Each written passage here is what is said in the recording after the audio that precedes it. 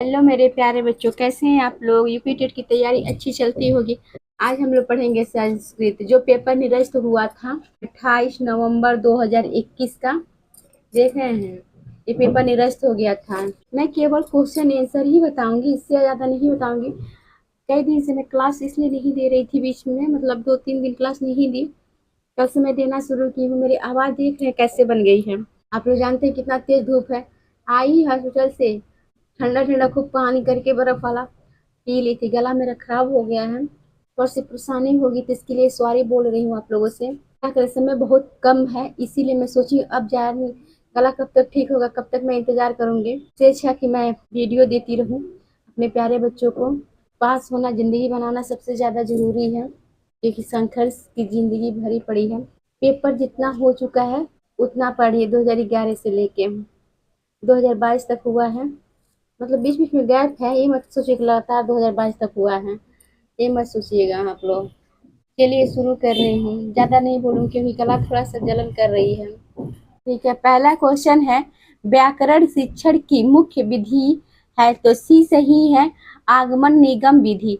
दूसरा है, कक्षा के बच्चों की उनकी आवश्यकताओं की बदलने में आप किस प्रकार सहायता करेंगे, तो डी सही है, अवधारणाओं के बारे में बच्चों को अपनी समझ को व्यक्त करने का अवसर देकर। तीसरा क्वेश्चन है, मातृभाषा सीखने का स्वाभाविक क्रम है, तो क्या है, सी सही है इसमें, सुनना, बोलना, पढ़ना और लिखना। कभी कभी क्रम वाइज पूछ लेता है, तो क्रम वाइज भी देख लीजिए। पहले सुनना आएगा, बोलना आएगा, पढ़ना आएगा और लिखना आएगा। कभी कभी क्रम वाइज भी पूछता है। आगे चौथा है, देवता शब्द है, तो देवता शब्द किसका है, बी सही है, स्त्रीलिंग।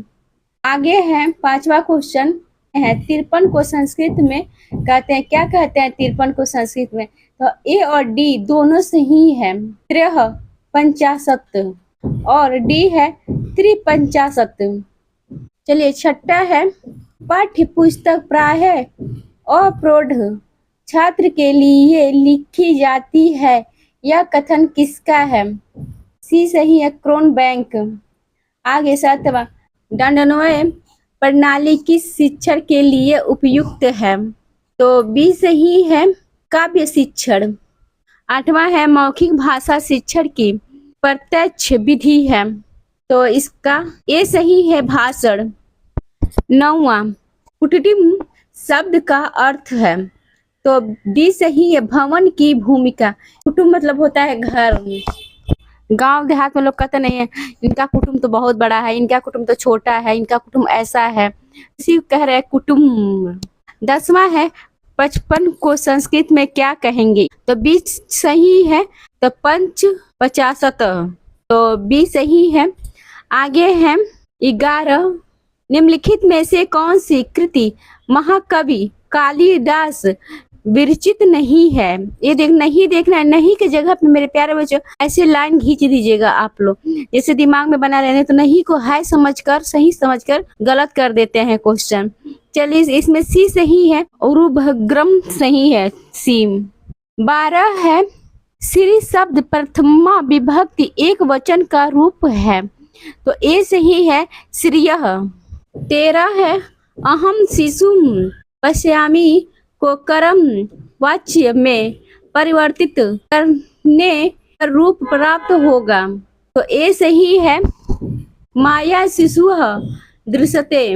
14, प्राणिना मुख्यम प्रक्षाल्यति में प्राणिना कारक है, तो इसका डी सही है, करण कारक। 15, अनुस्वार का उच्चारण स्थान है, तो डी सही है, नासिका।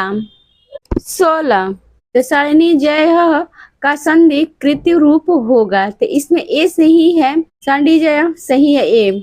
17, उपकृष्णम में समास होगा, तो डी सही है, अव्ययी भाव। 18, निम्न में कौन उपसर्ग है, तो बी सही है, दूर सही है, बी सही, दूर। 19, अव्यय शब्द नहीं है, तो डी सही है, निपह। 20 है, शतक त्रय के रचनाकार है, तो शतक त्रय के रचनाकार हैं कौन है? तो सी सही है, भर्तृ हरि सही है सी। आगे 21 है, 13 को संस्कृत में कहते हैं। मेरे प्यारे बच्चों, 1 से लेकर 100 तक आप लोग संस्कृत सीख लीजिए, और नहीं तो 100 तक नहीं याद करना है, मतलब नहीं, बहुत बच्चों को नहीं याद हो पाएगा मेरे प्यारे बच्चों, तो आप लोग 20 तक केवल याद कर लीजिए, उससे ज्यादा नहीं, उससे आप लोग बना ले जाएंगे। तो 20 तक ही याद कर लीजिए संस्कृत को। 21 का कौन सा है?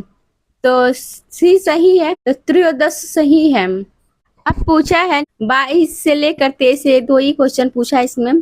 गद्यांश, निम्न गद्यांश के अनुसार प्रश्न संख्या 22 एवं 23 के उत्तर दें। तो लिखा है, महाराजा दिलीप गुरुओ वशिष्ठस्य आज्ञा सौधेनो नंदनीय सेवाम्र करोत् सः प्रतिदिनं गम प्रातः काले वर्णम अन्यत्र त्रह गोह दिनम यावत्र त्रिरम्र आचरत्र स्वयं काले रागी सुर दक्षिणा ताम अर्चयति सम। 22 है क्वेश्चन, दिलीप कस्य सेवाम्र करोत् नंदनीय। 23 में है, राजा गम प्रतिदिनम कुरुत्र अन्यत्र। तो इसका भी सही है, वनरम। यहाँ देखिए प्रातः काल वनरम है ना। संस्कृत में और जो बच्चे नहीं पढ़ पाते एक एक वाक्य पकड़े बस हो जाता है। 24 है, दिवस शब्द के सप्तमी विभक्ति बहुवचन के रूप में होता है। तो इसका डी सही है, तो डी सही है, दिव से सु सही है। 25 है, नंदी शब्द के प्रथमा विभक्ति एक वचन का रूप निम्न में से कौन है? तो ए सही है, नंदी। 26, पितृ शब्द का पर्यायवाची निम्न में से कौन नहीं है? तो ए सही है, पितृवह नहीं है। 27, कोयल को संस्कृत में कहते हैं। तो कोयल को संस्कृत में क्या कहते हैं? पिकह कहते हैं कोयल को संस्कृत में। 28, अडंगली का वाचक संस्कृत शब्द है। बी सही है, कर शाखा सही है। 20, व्याकरण पद्धति को निम्न में से किस अन्य नाम से भी जाना जाता है? तो बी सही है, पाठशाला पद्धति। मेरे प्यारे बच्चों, लाइक और सब्सक्राइब कर देना मेरे प्यारे बच्चों, प्लीज आप लोग से रिक्वेस्ट है, मुझे भी मनोबल बढ़ाइए। 30 है, लास्ट क्वेश्चन है, निम्न में से कौन सा बाड़ी का रूप नहीं है? डी सही है, उत्तमा।